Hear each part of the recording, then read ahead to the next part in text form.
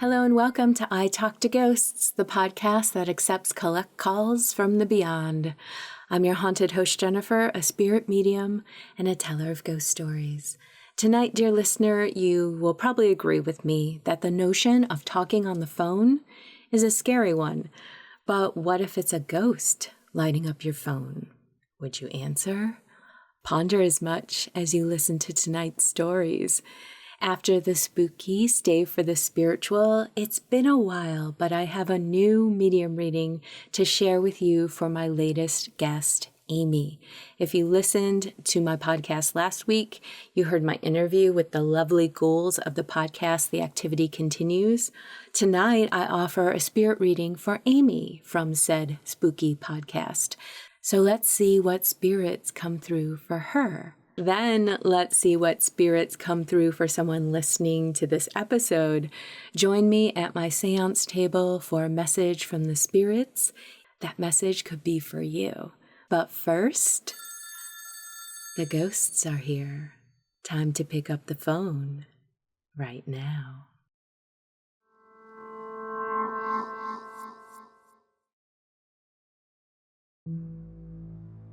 My teenage brother was on the phone with his girlfriend when she started saying she could hear an old lady asking my brother for a glass of water. There was nobody around him, so he ignored it, but she kept insisting. He hung up the phone and went to check on our grandmother, who was in her bedroom, and found that she had passed away. Fast forward a couple of years, around 11 p.m., I was sitting by my window enjoying the summer's night breeze. I was talking to my girlfriend on the phone. She was telling me stories about her day when she suddenly stopped talking mid-sentence. I asked her if she was still there. She apologized and said she thought I had gotten into trouble with a parent or a grandparent or something. I said, no. I was the only one home, and I asked why she had thought that, and she replied that she had heard a woman speaking to me in the background. She had said, "Stop talking on the phone, it's late, go to bed." I was on my own. Everybody in the house was already asleep. I asked my girlfriend if it sounded like an old lady, and she said yes. I told her that it's my deceased grandmother, and that the same thing happened to my brother. My girlfriend started talking about ghosts and how the dead can sometimes be heard through electronics. So I told her I'm hanging up, and I bolted into my bedroom.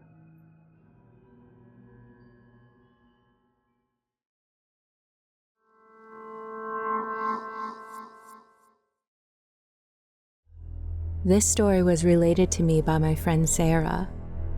Sarah lives in a rural part of New England and is therefore used to dealing with the various effects of winter storms, including power outages and the temporary loss of phone service. One winter, after a particularly severe storm, the phone in her house was out for several days. Then, the phone started ringing again, at all hours of the day and night, at least 5 or 6 times a day. However, when someone picked it up, all they could hear was static and what sounded like the howling wind, and what everyone in the family described as a distinct scratching noise.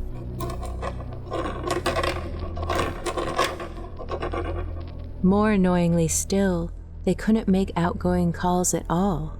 They couldn't even get a dial tone.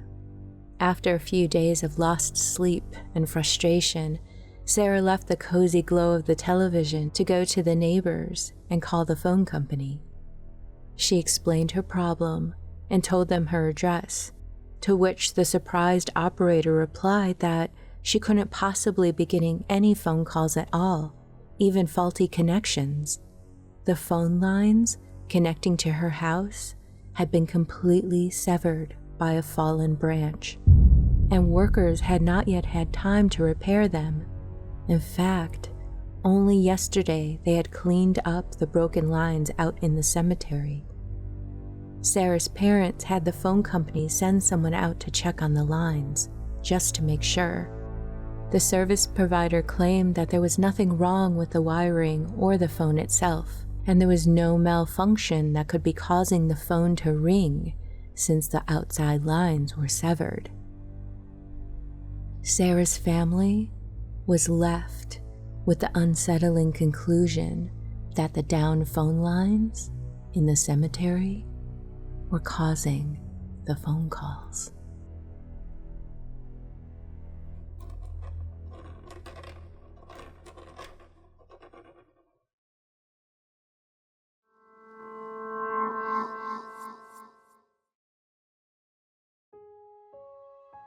I've never been a believer in ghosts, but after what happened to me, I can't help but reconsider my position on this.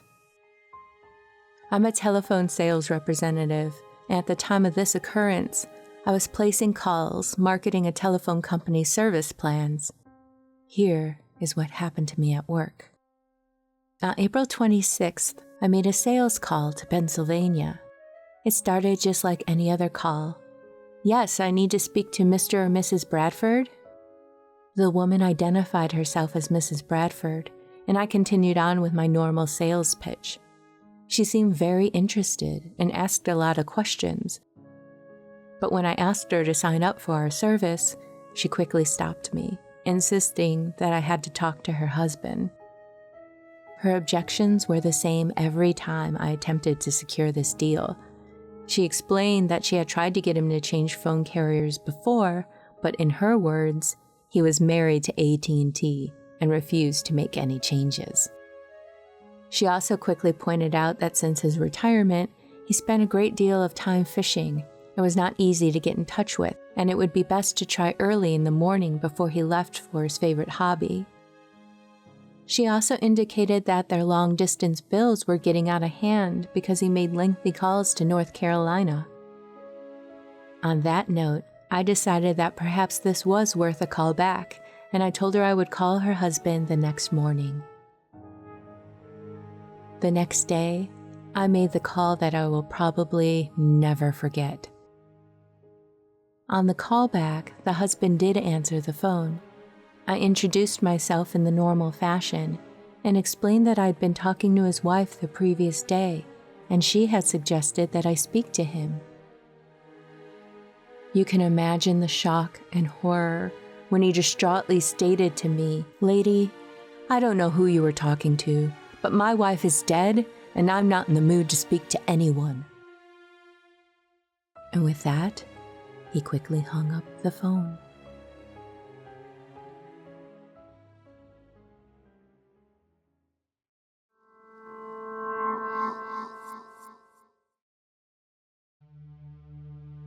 In between jobs, just after I got out of the Marines, I volunteered to help my sister and her family move to Montana.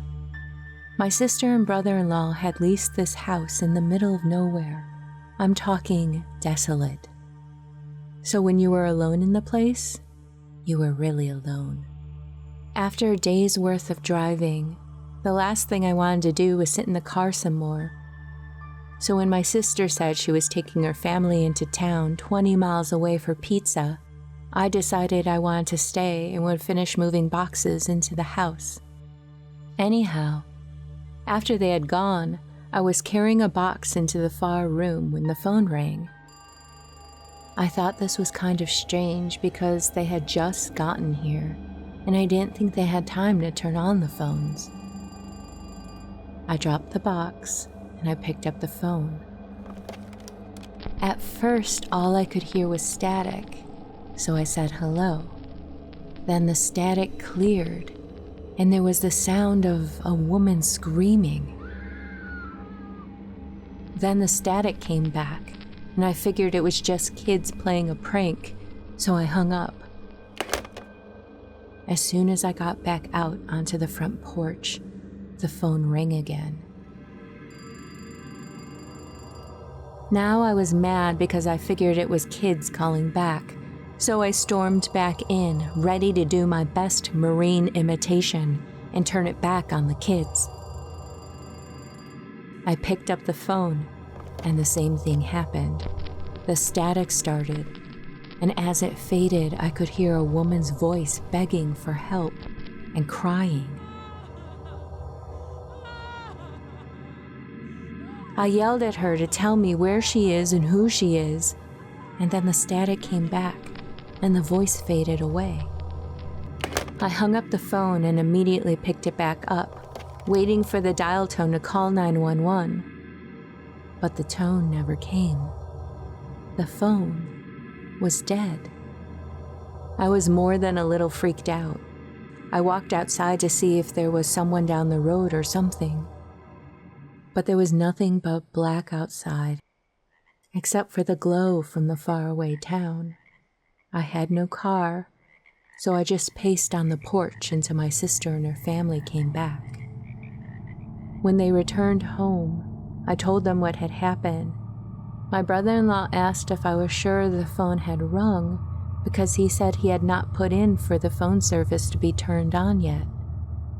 Inside, he walked over to the phone and picked up the receiver and said he couldn't hear anything. Then he reached back and he pulled the cord up from behind the desk. The phone had never even been plugged in. I don't go to Montana anymore.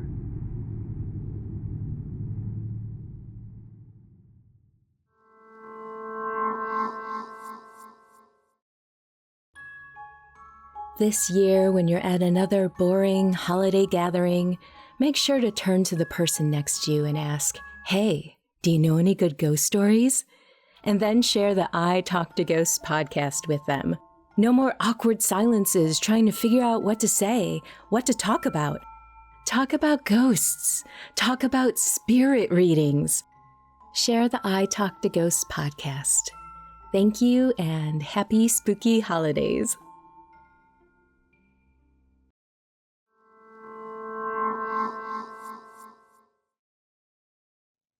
Hello and welcome back to I Talk to Ghosts. My guest tonight is Amy. Amy, welcome to the podcast. How are you doing? Thank you. I'm doing well. Thank you. Thank you for having me. I am excited to do this. And all right, I'm just going to jump in.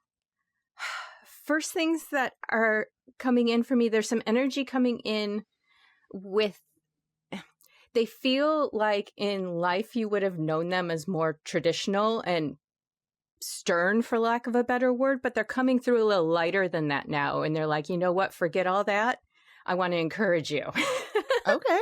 I've met my grandmothers. Both of my grandfathers died. Well, one died before I was born. The other one died when I was like 2 months old. So I never knew grandfathers. Grandmothers, yes, I knew both of my grandmothers. And one was a little stern. So maybe that's her. Yeah. It's kind of hard to get her to smile. She just has this, she's not frowning necessarily, but it's more like business is business. Life is business. So you can connect that with her. Yeah. Yeah. All right. And just so you know, the energy that's coming in with her now, as I was saying, it's kind of like, you know what? If there's anything we can do in life to just have some levity and chase the joy, she has that clarity now. Okay. And of course, life is serious and we do have to take it seriously, but also life has a way of kind of wearing us down a little bit or weighing us down. Mm-hmm. And after a while, that's kind of all you know, and you forget about the rest of the stuff. You know? Okay.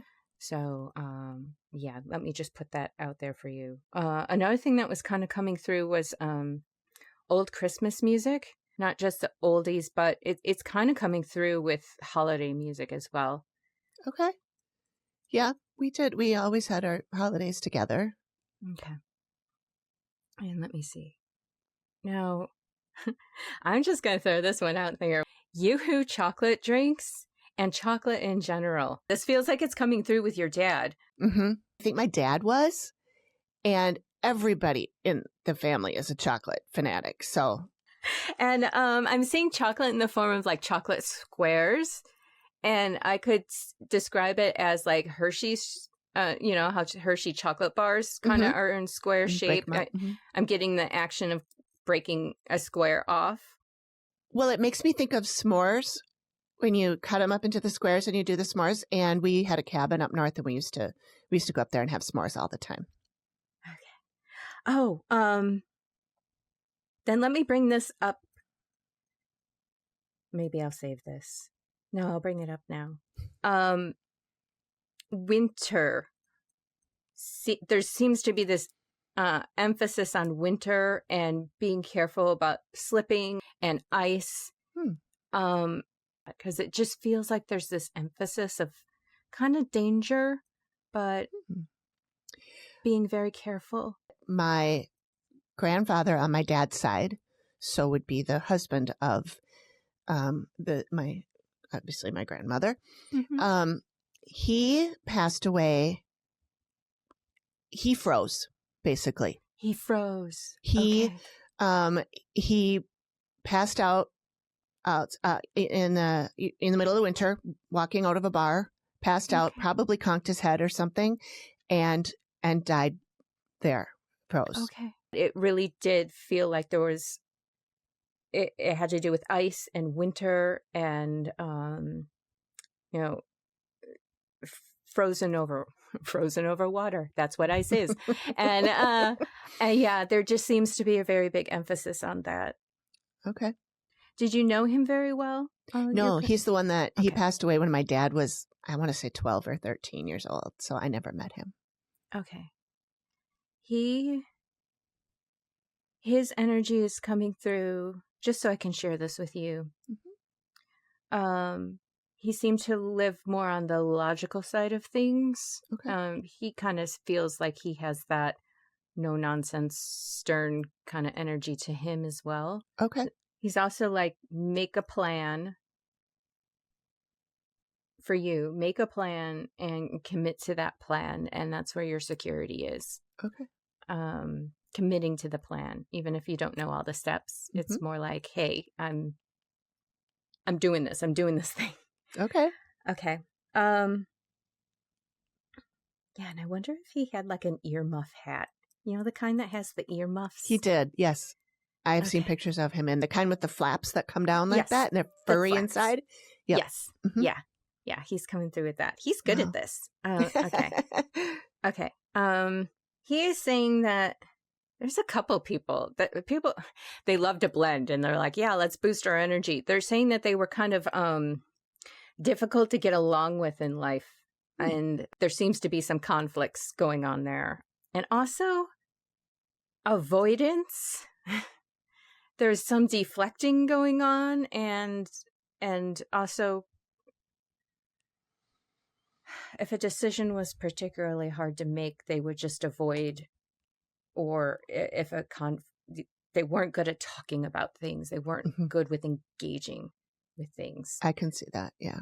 Yeah. And they're just kind of owning that and wanting to bring that to the table of, they like to just speak about how their lives were. And often spirit will do that without any kind of judgment. They're just like, hey, this is how I was. And I kind of want you to know, good or bad, just know me. It's just see me. Okay. Now someone's kind of bringing up food. It feels like comfort food to me, like pierogies or something like that. Are there some traditional dishes in your family, like go-to comfort winter food? Winter just seems to be this big deal. Isn't that weird? Not on that side of the family. On my mother's side of the family, everything was very food oriented. My grandmother, she was her family. She was born here, but her parents were born in Ukraine. Oh, okay. And so there was a lot of that kind of, I don't remember ever having pierogies, but we did have things that were similar to that, that sort of Russian. Yeah, Ukraine it feels very food. Protective of those recipes. She had a potato salad recipe that she never did share. So there's this sense of pride and protection. Like, you can't just have this. This is this is a part of me. Okay. All right. Okay. Now the conversation is kind of shifting to Halloween. Okay. And I'm seeing like a lot of like blue light and Halloween decor. Gosh, did someone love like Haunted Mansion? That would be my dad. Haunted Mansion. Yeah, he used to make haunted houses for me. Okay. And the lighting and the detail, and he's coming through with that. Oh, that's lovely. Oh, I love this so much. Yeah, he really sparked my interest in ghosty stuff for sure. Okay. 'Cause it's this mixture of the spooky, but it's just so delightful, and there's so much love in there as well that it's like, how can you be scared of this? You know?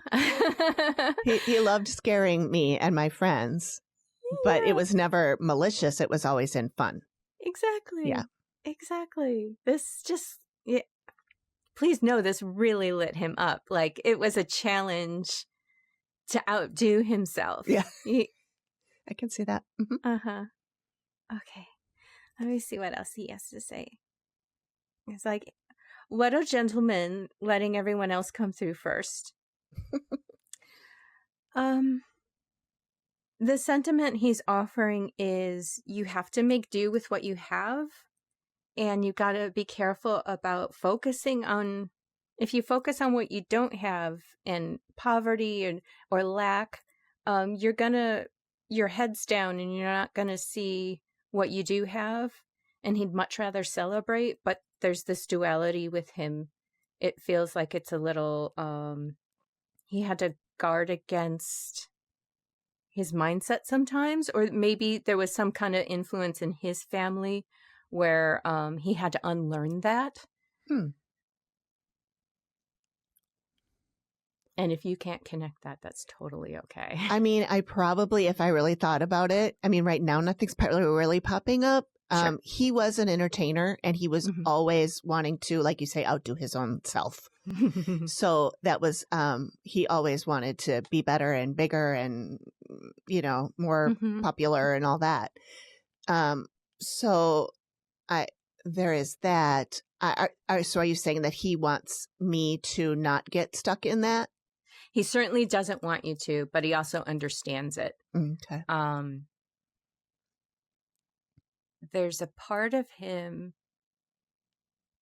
that was, I don't want to call it perfectionism, but there was a part of him that was very much afraid of not doing well.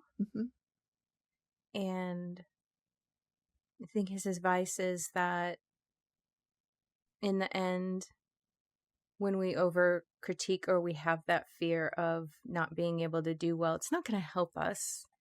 We want to celebrate, and we want to go forward with that love and that spark and that joy and the creativity.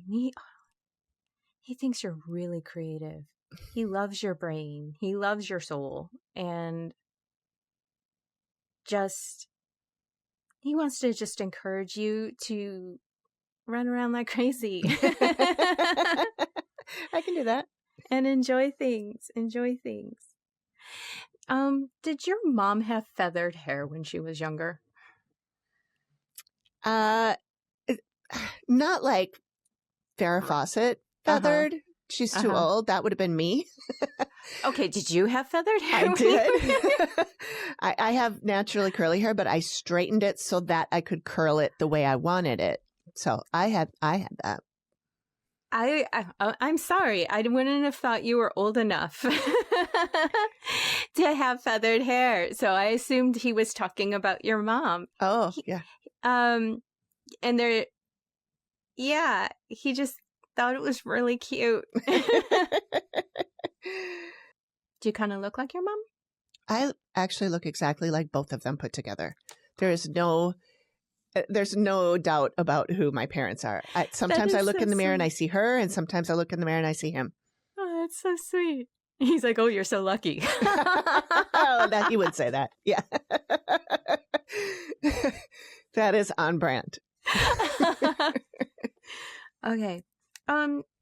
one other thing he wants to tell you is not to get frustrated if you ever feel blocked by something. Don't take a barrier as a no from the universe. Okay. Don't let it be discouraging. Sometimes timing just isn't right. Mm-hmm. And sometimes the universe likes to see if we're going to persevere or not. You know, it's like, do you really want it? But when we're like, oh, forget it. No, it's never going to work. Just be careful of that. And also, it's good to pause because it means you have more time. So go ahead and give yourself a little bit of luxury when it comes to plans. Don't be impatient. Are you impatient? I can be, sure. Yeah. He kind of wants to joke with you a little bit about that. It's like, don't be impatient about things. Things work out. Sometimes it's a long, slow path to get there. Now, I do want to switch gears. Did you have a dog that used to chew on everything? And who has passed? Oh, well, I assume so. Now, she didn't pass when I had her. She literally chewed everything in the house, and my parents decided to bring her back to the Humane Society and let her go. I don't know. I assume obviously she had passed by now. This was 40 some years ago, but she's coming in to say hi. Oh, okay. Is there something kind of big and bear-like about either her appearance or her personality? She just feels like this. She was a beagle, so she wasn't like, a big meaty dog or anything, but she was a very, very strong personality. Okay. Yeah. Because she's coming through like a bear. Like, who wants to chew everything? Okay. Yeah. I think she's just popping in to say hi. She remembers your gentle hands. Oh, on her head. Yeah. And like little kid hands are the best. Yeah. These are. So I think she just wants to pop in and say hi. Okay. And to thank you for the pets. Okay. Yeah. Is there another pets seem to be a big It doesn't emphasis. Surprise me. Okay. There's other dogs. Are there other dogs lining up here? I'm seeing a black lab. Yep, I had a black lab. Okay. Black lab mix, but she just looked like a black lab, yeah. Actually, her name was Bear. Her name was Bear? Her name was Bear. This is just how things blend in, like, she's got a waggy tail on her. She's got a waggy butt. I'm seeing the waggy tail and the licking her lips, like as she's looking at you, like, that was just kind of a way that she expressed herself. Did she get white around her face when she got older? Yep. Okay. And because I'm seeing her older. Okay, let me see. I want to see if I can get a little bit of her personality. She's saying she was smart. I was just thinking she was not very smart. She's saying she was smart. Okay. Well, she didn't show it then. I'm like, as I'm having this conversation with her, I was actually like, really? Is that true? Yeah. Because I don't know. Yeah. We always called her the supermodel because she was pretty, but not very smart. Fair. We would say, it's okay. You don't have to be smart. You're pretty. Some dogs, they get a vocabulary and they'll take their commands and everything. And she's not striking me as the type who would do that. She was a creature of her heart. Yeah. Instead of her mind. And she was very sweet. Yeah. Are there line of dogs? Is there a more recent dog that you were hoping that would come through, or are these all past dogs? Those are all pretty old. There is the most recent dog that passed for us is a little Yorkie that was my husband's mother's dog. And then when she couldn't care for him anymore, he came to live with us. And then we ended up keeping him until he passed. And his death was kind of traumatic. We didn't know he was dying. He died very fast. He died here at home while we were holding him. And I always felt bad about that because I felt like we should have done something before letting him get that bad. Yeah. But we didn't know. Yeah. It's tough to tell with animals. Sometimes they don't really broadcast it, you know? Right. And yeah, he certainly doesn't want you to feel that way. Was he lighter colored? I know Yorkies, when I think of Yorkies, I think of dark. But he's coming through as like light and fluffy. Yeah, he was that sort of ginger beigey kind of color. He has this cute little way of bounding around. That's what he's showing me. And I think that's his way of expressing that. When you think of me, think of Well, it's funny because he's really little, and he was little even for a Yorkie. But my mother-in-law named him Ricochet because he would bounce around like that, and then his nickname was Ricky. We just called him Ricky, but his full name was Ricochet, and it was because he was always bouncing back and forth. Boom, ba-doom, ba-doom, ba-doom. Yeah, and when you're bringing up how he passed and everything, he's showing me that, and it's like, no, remember me this way. Remember me this way. So I hope that comes as a little bit of a comfort to you. Yeah. He's like, boom, ba-doom, ba-doom, ba-doom. And it's like, it's so cute. Yeah, he was a little cutie. Very cute and energetic. And his bark is a little startling. He had not a Yorkie yip. He had a good bark. Like you wouldn't really know he was that little if you heard it. It's startling. Yeah. He's proud of it. I would be too. Yeah, what a sweetheart. What a sweetheart. All kinds of sweethearts. Know that they love you and they're attracted to the spark in you. You're really good with animals and you have gentle hands and they trust you. And animals will continue to trust you. And I love to give compliments where compliments are due, and it's more than that. It's just acknowledgement and like they're like gold star. It's like, yeah, gold star. Nice. Gold star for you. Thank you so much for. I know we're kind of all over the place. There's this tapestry of people and pets, and but know that they are encouraging you, and they are there for you and offering a lot of support. Even the traditional ones are here for you. I did write down a couple messages for you. Okay. The talk is for you to be unconventional. And celebrate variety. Don't feel like you have to lock yourself into any one thing and only be good at that.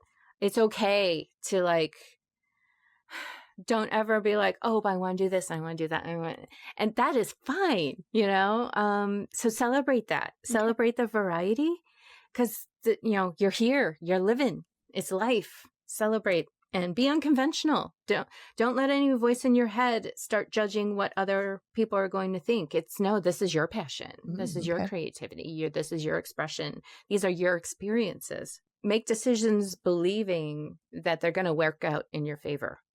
All right? Okay. Don't jump to worst case scenario and then decide with that. Okay. No, don't do that. Okay. You're encouraged to create something new.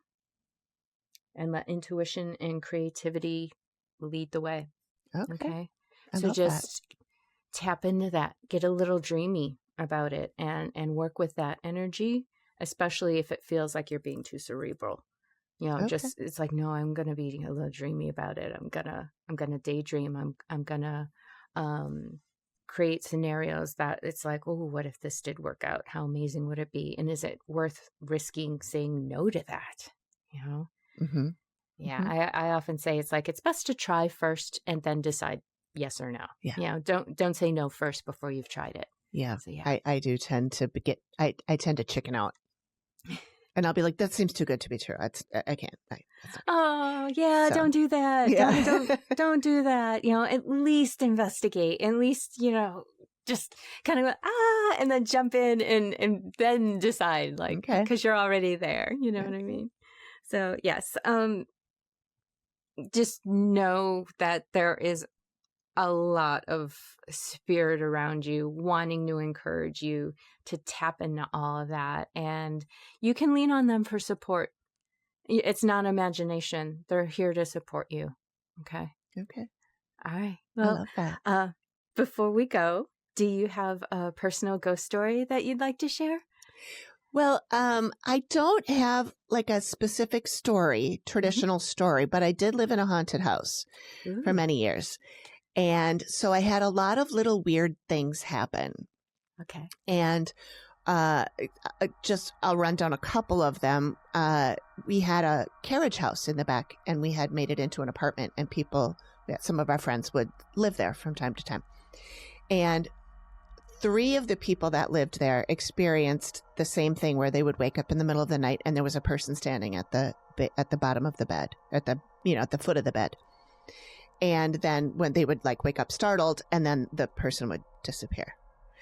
And at one point, one of the guys who lived there, he woke up and there was a guy there, and he said, "Who are you? Get out of my house." And he started to chase the guy down the stairs and toward the door. And the guy just sort of went through the door and disappeared. And then he checked and the door was locked. So it wasn't a real person. And he thought it was a real person. He said, "It didn't look like a ghost. It looked like a real person." And then my personal stuff is I did see a full body apparition in my dining room. I was just walking by the dining room and I saw this man standing there, and I startled and looked back. I looked away and looked back, and he was gone. And he was wearing like sort of a long tunic, long arm, long pants. And he was standing I remember the position he was standing in. He had his hand down and he was kind of looking down. And I mentioned this to one of my neighbors, and they said, "Well, your house was like a rooming house back in, I don't know, early 1900s. And he was probably one of the tenants that lived there and like worked on the field that was nearby or something." And I never saw him again. And another time I saw which was next to the dining room, part of the living room, I saw there was a big window over the mantle, and I saw what looked like, at the time I just thought it was like a shadow that was moving across the window or the mirror. And I later saw video of, I don't know which birds they are, but the ones that do the murmuring and they all swirl around like that. It looked like that. Oh, okay. And I thought, well, that's weird. And of course I look again and it's gone. And then I was thinking that, oh, well, my parents are on their way here. It's probably just the shadow of the door in the porch opening. And so I went out there and they weren't there. And then like 20 minutes later, I got a phone call saying they were leaving their house. So it wasn't them. They hadn't even left the house yet. So also I would smell fresh cigarette smoke in the house at random times. It would come and go very quickly. My husband felt it too, and he thought I was smoking in the house. I'm not smoking in the house, but I would smell it, and it. People would tell me, "Oh, it's probably coming from the wood." I'm sure people smoked in that house before, but that would be stale smoke, and this was like freshly lit cigarette. When I was moving in, I was walking around upstairs on the second floor, and as I glanced around the area, I, for just a second, saw a woman hanging from the ceiling in a dress, just hanging from the ceiling. And when I did she was gone. And I had some friends come over and say, something weird happened in this space. This is like, and I didn't even know that they were sensitive. And then these friends would come over and they were like, "Is this place haunted?" Or they would say, "There's something bad happened here. Something really bad happened here." But I just saw so many weird things. And I did reach out to the previous owners, and they said, they totally believed in everything. And they said, "Oh yeah, we had seances in the house all the time." And what we got is that they're happy with the house, and they're happy with what we've done to the place, and they're happy to stick around as long as, we're cool with it. So, they're happy spirits. So just, live alongside them or whatever. Yeah. I never felt scared. Yeah, I mean, even when I saw the lady hanging, it startled me, but I never felt icky or scary or anything like that. So. Oh, Amy, thank you so much. It's been so great chatting with you. And doing this reading for you and hearing your stories. And speaking of all the spooky, you have a paranormal podcast of your own. Tell everyone about it. I do. It's called The Activity Continues. And it is me and two of my friends who, a couple mediums have told us that we've lived lifetimes together over and over again. And so the three of us, it started just being two of us. We started doing recaps of a TV show called The Dead Files. We would watch the show and then she and I would just text each other like crazy. And I'm like, why don't we just record ourselves talking about this? See if anybody wants to listen. And then we brought in our third co-host. And now the show got canceled. The Dead Files show got canceled. So now we're kind of branching out and we're doing things like interviewing psychics, mediums, paranormal investigators, shaman, and clients from the Dead Files, people that had been on the TV show. But we're branching out into more like spiritual, metaphysical kind of stuff because we're all sort of really, I don't know if I want to use the term awakening, but we're all sort of like all the stuff that we sort of believed when we were growing up or experienced, we're now getting validation. So we're kind of sharing our journey about all that kind of stuff, as well as doing the other stuff too. Yeah. So it's a hodgepodge. It's a lot of things. No, I love that. I love that because like even with I Talk to Ghosts, it's like it's spooky and it's also spiritual and they're all interwoven and it's all connected and I just love exploring that as well. So very cool. Where can people find? We are on all the podcast apps. We have a video version on YouTube and on Spotify. And our website has all of it. You can just go to theactivitycontinues.com and you can find all the episodes, all the videos. We have a blog, all sorts of stuff.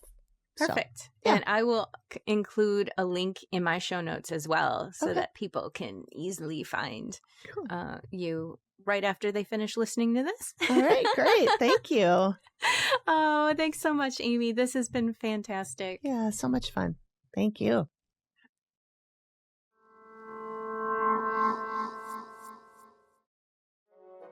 Would you like a free spirit reading with me and record your reading for the podcast? Sign up for your chance to be selected by visiting italktoghosts.com/guest. And as an added bonus, if you don't want to leave your reading up to chance, I'll let you in on a secret. There's a discount offer to book a private session with me, so you can book a date and time for certain. Visit italktoghosts.com/guest for more details. Hello and welcome back to I Talk to Ghosts. I have a message from the spirits this evening, so thank you for joining me in the candlelight. Tonight as I work, I have with me an aquamarine pendulum. Now, I don't usually use pendulums to acquire answers during a reading, but I do like to use them on occasion to just help me focus my energy in the beginning. It gives me something to tangibly focus on and become present. Aquamarine is said to have the spiritual properties of clarity and communication, balancing energies, and it's really good to have near you during spiritual communications.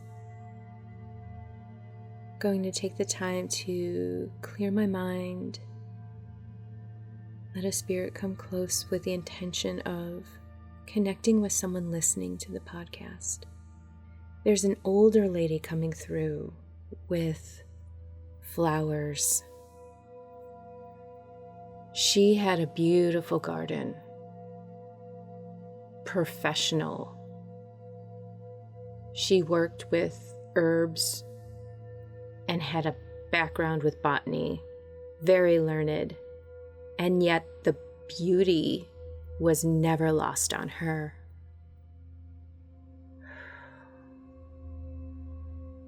She's showing me she was a bit of a solitary person. She was very content to be by herself with her thoughts.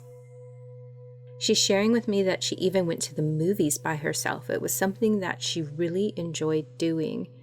And everyone around her kind of witnessed this and thought, I never do this. Why do you do this? Why are you enjoying this?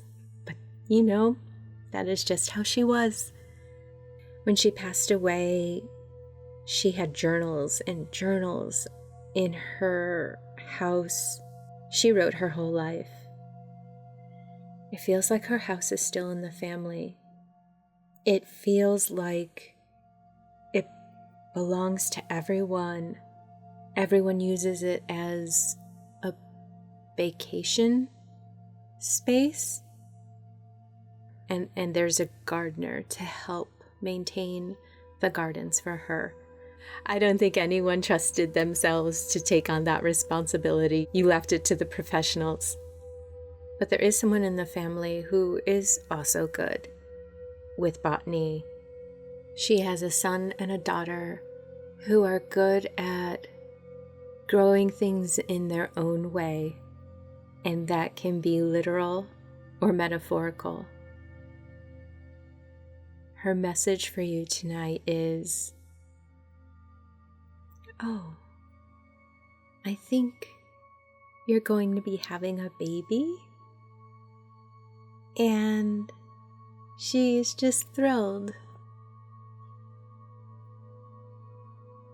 Your life is completely flourishing in many ways, and she wants to wish you love and congratulations, and she's so very happy to be connected and to feel this energy around her. And she finds everything so precious. Know that she's still connected with you, okay? And she's there, and she's a part of it. I'm going to leave it at that. If these details and this message connects for you, please reach out, because as always, I do love to know. Thank you.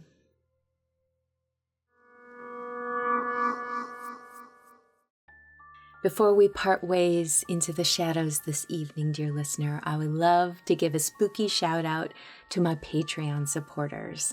If you're interested in supporting the podcast and being part of the shout out as well, please head on over to patreon.com/italktoghosts.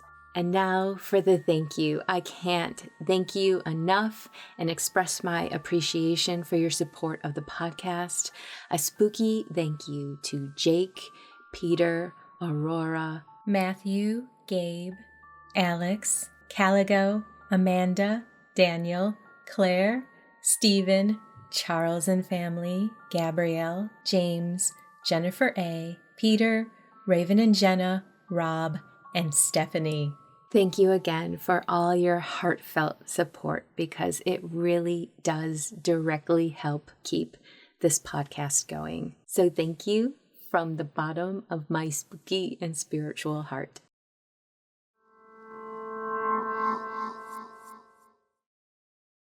And with that, dear listener, we've reached the end of this episode of I Talk to Ghosts. I hope you've enjoyed my spirit work that I shared with you this evening, as well as those tales of haunted phone calls. Have you ever had such a paranormal, unexplainable experience? It could be a text too. Let me know. Please reach out. I would love to hear about it. In the meantime, wherever you wander off to in this world or the next, just remember, come back and visit with me. Have a lovely evening and good night.